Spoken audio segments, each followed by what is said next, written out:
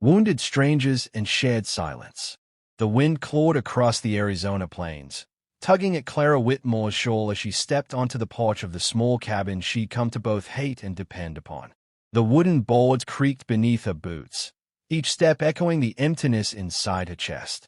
Winter had pressed early this year, and with it came long nights and longer memories. She paused at the sight of her husband's old rocking chair. Empty, always empty. Nathaniel had built it himself the summer before the fever took him.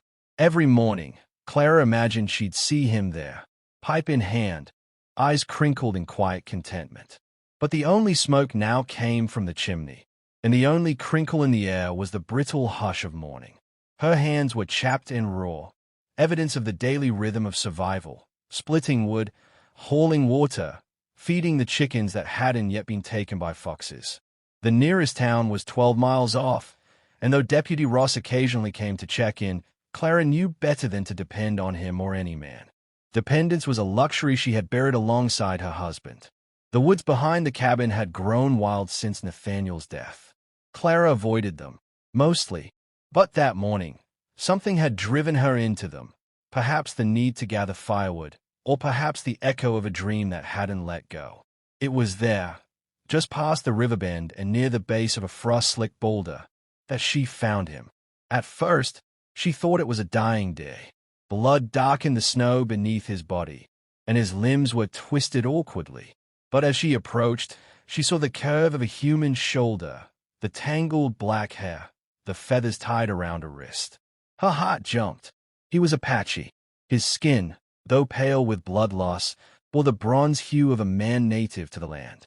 His chest rose in shallow gasps, and a gunshot wound marred his left side. His eyes were closed, thick lashes dusting sharp cheekbones. But Clara had seen enough men die to know this one wasn't gone. Not yet. She stood there for several moments, frozen by fear and the ghost of hatred. Apache raids had tormented the territory for years. Stories of settlers burned alive, of women taken or worse, whispered through every town hall and saloon. Her own husband had ridden out with a militia once, had come back with a scar and silence. Clara looked at the man bleeding into her snow. It would be easy to leave him. Easier still to let the wolves find him before nightfall. But something in her refused. Not pity, not forgiveness, just the stubborn pulse of her own humanity. She went back for the sled. By the time she dragged him to the shed behind her cabin, her arms trembled and her fingers ached. She rolled him onto a bed of straw and peeled away the soaked tunic. The wound was deep, but clean. Bullet through the ribs, exit out the back. He'd been lucky, or unlucky, depending on how one saw it. Clara cleaned him in silence, boiling water and stitching as best she could. He never fully woke, only flinched and groaned like a wounded dog. For days, she said nothing to him. He didn't speak either. His fever broke on the fourth night, and his eyes opened, black, sharp, and wary. They didn't exchange names, just glances, nods, the shifting weight of unspoken death. She fed him bread and boiled roots. He took them without thanks, but also without hostility. And she noticed things. That he didn't flinch when she touched his shoulder to redress the bandage. That he refused to eat with his hands, waiting for her to offer a spoon. That he looked at the rocking chair on the porch longer than she did. He was a stranger, but not a monster. Still, Clara knew the risk she was taking. If Ross or anyone else found an Apache man in her shed, her land would be burned, and she might hang for treason. The territory didn't tolerate sympathy, not for people like him. She should have sent him away, should have let the woods keep him. Instead, she lit the fire again and brought him another blanket. That night, as snow began to fall softly over the plains, Clara sat by her hearth with a book in her lap and a storm in her chest. The man she had no right to care for lay breathing just beyond her back door, and the ghost of her husband sat silently across from her, watching. She wondered what Nathaniel would say. She wondered why she cared. But mostly, she wondered why the thought of that man dying alone in the cold made her feel something she hadn't felt in months. Anything at all. The forced vow. The sound of hooves came fast and sharp against the hardened earth, breaking the morning stillness like gunfire. Clara's hands paused over the wash basin. Through the frost-blurred window, she saw the brown shape of a horse pulling up to her front gate. Deputy Ross McLean. Her chest tightened. Dakota, still weak, sat against the shed wall, wrapped in her late husband's quilt. His dark eyes met hers through the half-open door. No words passed between them, but the warning in his gaze was clear. Clara moved quickly. She shut the shed, slid the bolt, and dusted snow over the blood-stained trail between cabin and barn. Her mind raced. What lie could protect them both? Ross dismounted with a grunt, adjusting his coat. "Morning, Mrs. Whitmore," he called, voice too friendly, too curious. Clara forced a smile. "Deputy, everything all right?" He tipped his hat. "Got word a raider was spotted near here 2 nights ago. Same one that hit Wilson's ranch. Took a bullet, bled toward the river. We're sweeping the area." Clara stiffened. "I haven't seen anyone." Russ's eyes narrowed just slightly. "Mind if I look around?" She hesitated. "My husband wouldn't approve strangers stomping through his land." Russ chuckled. "Your husband's 6 feet under." "Clara." The humor vanished from his tone. "You alone now. That makes things different." She clenched her jaw. "It's just me, hey." Russ stepped closer, gaze flicking to the shed. "Then you won't mind if I check it." Before she could stop him, he strode past her, unhooked the bolt, and pulled open the door. Inside, Dakota rose slowly, blanket still draped around his shoulders. He stood tall despite the bandages, his chin raised with quiet defiance. The look between the two men held centuries of history. Land stolen, blood spilled, wrongs never mended. Russ drew his gun. "Step outside. Hands up." Clara moved between them. "Stop." Russ froze. "You know what he is, Clara. You've been harboring him. That's a hanging offense." She looked from Russ to Dakota. Her heart thundered. "He's not a raider. She faltered. She could lie, could say he was a prisoner, could say he forced his way in. But something inside her rebelled at the cowardice of those lies. The day she had tended his wounds, the silent hours they'd endured, he was no monster. And whether she wanted it or not, they were bound by something now. She took a breath. "He's my husband." The words dropped like stones.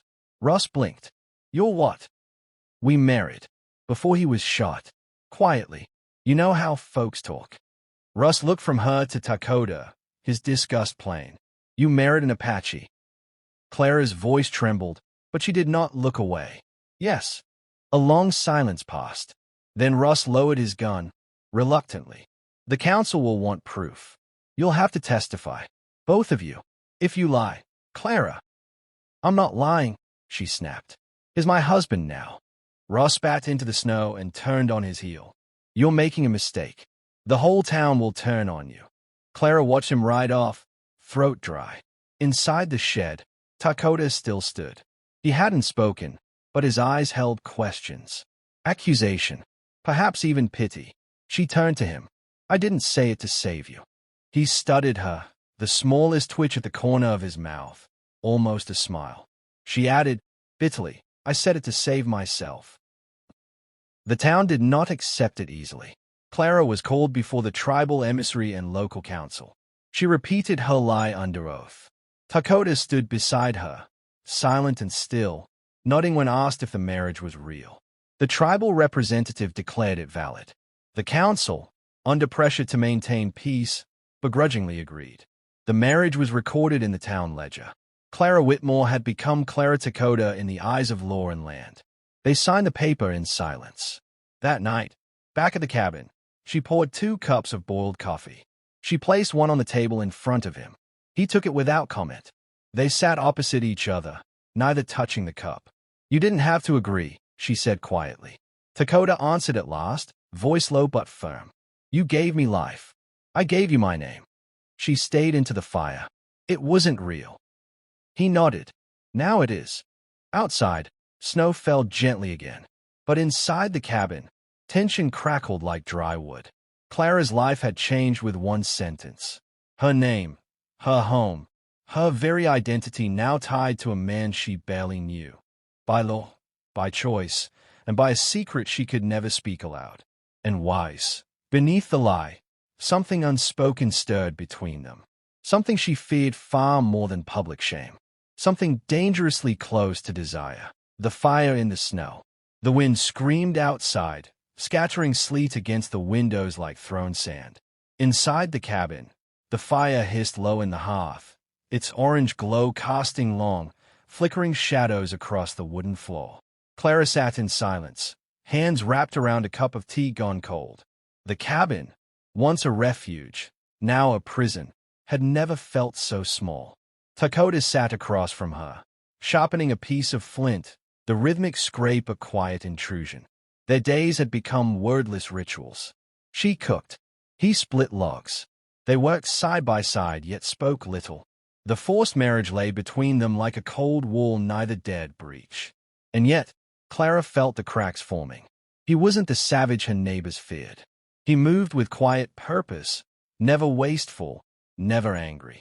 He fixed the door hinge she'd ignored for weeks, fed the animals, built a snare to keep foxes from a henhouse. She caught him once standing before Nathaniel's grave, silent, respectful. It unnerved her more than hatred would have. He had begun calling her Wichipi. She didn't know what it meant and hadn't asked. But the way he said it, soft, reverent, made something stir in her chest. She should have hated him. She had sworn to. And yet she couldn't. One night, as the snow pressed harder against the windows, the fire dwindled to dying embers. Clara rose and reached for another log, but the cold had stiffened her joints. She winced, dropping the wood. Dakota rose and placed the log for her. Close now, too close. His fingers brushed hers, calloused, warm. The contact sent a bolt of heat down her spine. She didn't pull away. Their eyes locked. "You're not afraid of me," he said, the words low and careful. Clara swallowed. "Should I be?" He paused. "You were. At first. I didn't know you," she said. "I still don't." He nodded, stepping back. "I will not touch you unless you ask me to." The words lodged in her throat. No man had ever spoken to her like that. Not even Nathaniel. Her late husband had loved her, yes, but theirs had been a love forged in duty. Solid, safe, predictable. Dakota's presence made her feel something far more dangerous and shameful. That night, she couldn't sleep. Guilt gnawed at her ribs like hunger. She lay awake, staring at the rafters, remembering the feel of Dakota's hand against hers. Was she betraying Nathaniel? Or had she already? The next morning, the storm had worsened.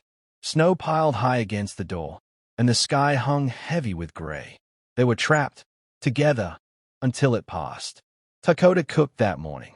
He used herbs she hadn't known were edible, crafting a stew that tasted like cedar and smoke. She ate slowly, watching him. "Your people," she asked softly, "do they know you're alive?" He nodded once. "I was meant to return weeks ago. You stayed because of me." "I stayed because I was dying," he corrected. "You saved me. I lied for you. You lied for yourself." She met his gaze, heat rising to her cheeks. "And now I'm married to a stranger." Dakota's voice held no apology. "So am I." The fire popped behind them. Clara rose and crossed to the window, her breath fogging the glass. Trees swayed like ghosts in the wind. "Do you think it's wrong?" she asked. "What we've done?" "Yes," he said, "but also true." She turned. He was beside her now. Neither had heard his steps. He moved like snow, soft, silent, inevitable. Her breath caught. Dakota reached out slowly, his fingers brushing her cheek, trailing down to her jaw. "You can stop me," he whispered. Clara didn't move. The kiss was slow, hesitant, a meeting of guilt and longing. His lips were warm, his hand steady as it cradled her face. She let herself fall forward, just for a moment, into the arms of a man who shouldn't have been hers. The world outside vanished, and when they parted, breathless, her eyes brimmed with tears. "This can't happen again," she said, voice breaking. Dakota stepped back, nodding once. "It already has." She turned away, fists clenched. In that moment, Clara knew two things. She could never tell anyone what had just passed between them, and she would never forget it. Not the way he touched her like she was made of something sacred. Not the way guilt and hunger tangled inside her like barbed wire. Outside, the storm eased. But inside the cabin, a far more dangerous fire had been lit. Ashes of loyalty. Spring crept across the land in pale brushstrokes. Ice melted into streams. The trees budded with shy green. But inside Clara's cabin, the thaw did nothing to ease the freeze between her and Dakota. They hadn't spoken of the kiss since it happened. She still cooked. He still hunted. Their bodies passed near each other, but their souls stood on opposite shores. Clara buried herself in chores, kneading bread, patching shirts, cleaning the windows that hadn't seen polish in a year. Anything to occupy her trembling hands. The guilt clung like soot beneath her nails. Her heart betrayed her, again and again. Each time Dakota's footsteps crossed the floorboards, her pulse rose. Each time his voice broke the silence, soft and low, she felt the ache of wanting to hear more. He never pushed, never touched her again. But his restraint only made her hunger more painful. And she hated herself for it. She still wore Nathaniel's ring, on a chain now, tucked beneath her dress. Some nights, she held it against her lips and whispered apologies to a man who could no longer hear them. One afternoon, as she stood outside shaking out the linens, a shadow approached over the ridge. Deputy Ross. Clara's stomach dropped. He didn't dismount, just looked down at her with the expression of a man holding bad news behind clenched teeth. "I came to give you a way out," he said, nodding toward the cabin. "You and him. There's word from Fort McCaffrey. The army's moving through the valley. They don't care who's married to who." Clara's throat tightened. "He hasn't done anything." "Doesn't matter." Russ scanned the horizon. "You know how this ends. They'll kill him." Silence hung between them. "I can file for an annulment on your behalf," Russ offered. "Say he forced it, that you were threatened. You won't be punished. You could come back to town. Clara, live among your own, like you should." She looked toward the cabin. A sliver of smoke curled from the chimney. "What happens to him?" she asked. Russ's expression hardened. "That's not your concern anymore." He turned and rode off without another word. Clara stood still long after he disappeared. That night, as the fire crackled low, she finally spoke. "They're coming for you." Dakota didn't look up from the bow he was restringing.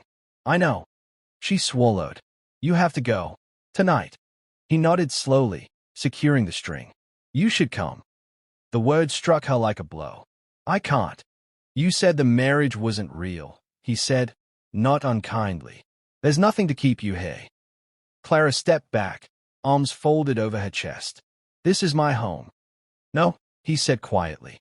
"It's your grave." His voice held no bitterness, only truth. Tears filled her eyes. "I owe Nathaniel everything. I can't walk away from him, from what I promised." Dakota stood. "You did not break your vows, Wichipi. You honored them until they no longer honored you." She looked at him, trembling. "Then why does it feel like betrayal?" "Because you're still trying to be the woman you were before he died." Clara turned away. "I can't go with you." He didn't argue, only crossed the room, picked up his satchel, and tied it shut. Outside, the moon hung heavy, casting long silver shadows across the dirt. Dakota paused at the door. "I will not forget you." Clara clutched the chain around her neck, ring cold against her skin. "Dakota," she whispered, barely breathing. "I loved him." "I know." He stepped outside. She followed him as far as the porch, watched him disappear into the trees, silent as ever. The next morning, she woke to find his blanket folded neatly at the foot of her bed. His footprints were gone, swallowed by wind. She stood at the threshold, eyes on the forest, heart a battlefield of shame, loss, and a strange, aching gratitude. She hadn't gone with him, but she would never return to who she'd been.